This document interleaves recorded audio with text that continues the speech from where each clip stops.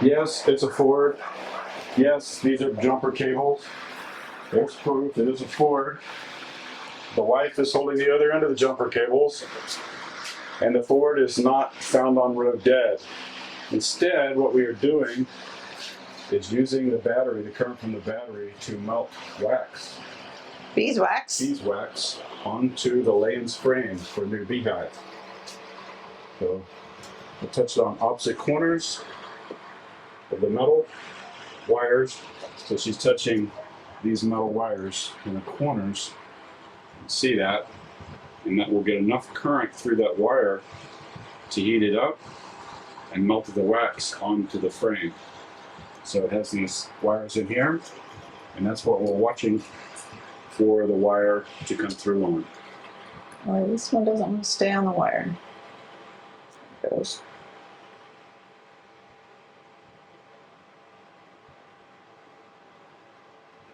Starting to see it up at the top. It smells good.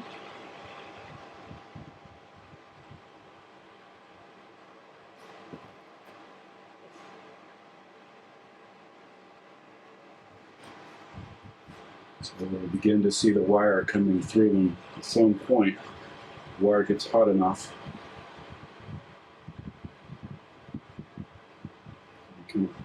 There it goes. There it goes. All right. So you can see how the wire came through. Hopefully you guys can see that.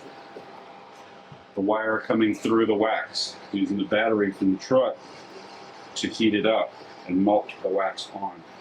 So we can also do it again from this end and get a little bit better contact on this side. You can touch the wires on this side and they'll get hot. There it goes. Oh, stop. That was all stressed up. You see the wires coming through it now. That will hold it on there.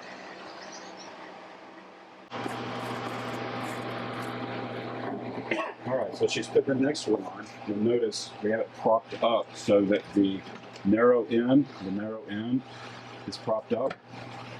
So it slides down and stays in position against the part that goes on the top bar. I guess that is the top bar. It just keeps the wax frame. Yeah, it'll hang like this in the hive.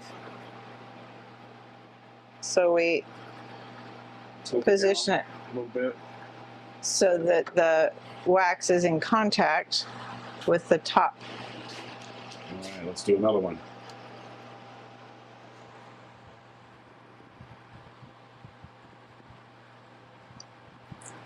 Well, Careful, touching those tips together. that would have been An arc you don't want. So that is the precaution. Anytime you use jumper cables, keep those tips apart. You gotta watch that wax very closely because it will melt right through it if you're not careful.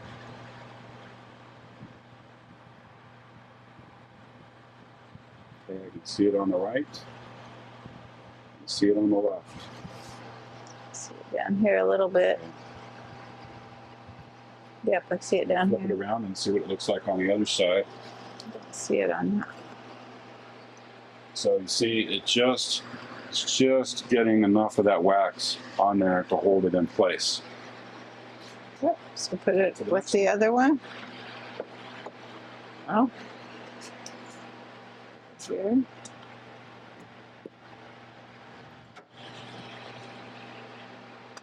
It's got a little box of drill bits there as our prop to hold it up where she wants it.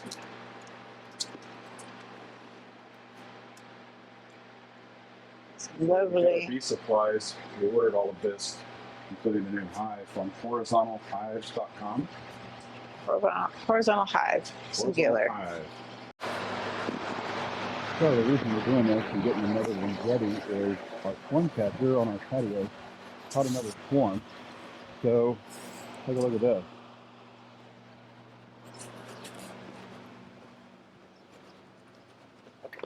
We put the swarm catcher on top of the patio just as a fluke, wondering if we would catch a swarm, and sure enough it did. So now we're going to use those frames in a new hive and transfer them. So we'll talk about transferring bees on another video.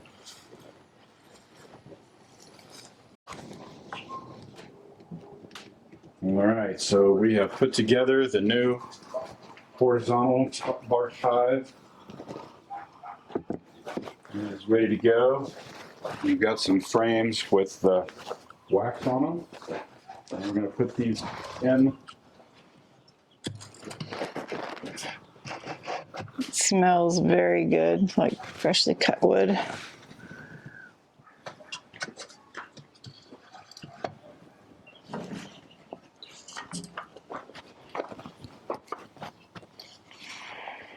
Just going to put the frames in there and get it ready. And then we'll do another video, maybe a part 2, and when we transfer that swarm to the new location, and when we move them into this box from the forecastle.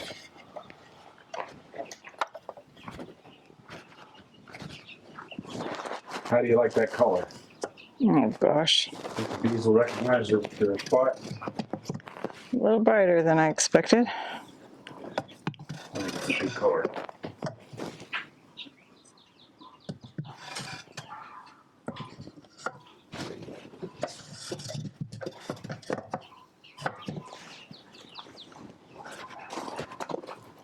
So we have to keep in mind too, we don't remember how many frames we had in that swarm catcher. We don't know if there's 3 or 5 in it. Yeah, there was a big conversation of how many to leave in there. We can't remember what we landed on.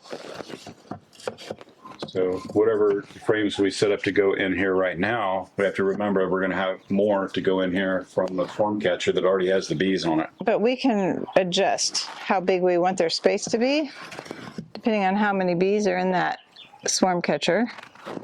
With this, and we can, with the ones we don't want to use, we can just put over here. That's true. So that's the backer board. Yes.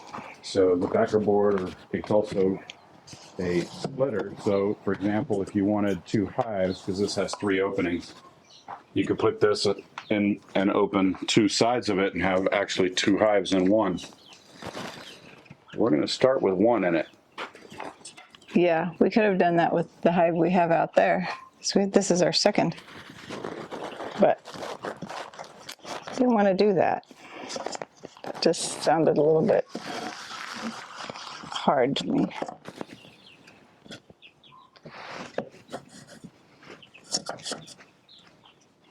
Okay. I think that's more than enough. You think? Looks good to me. Okey doke.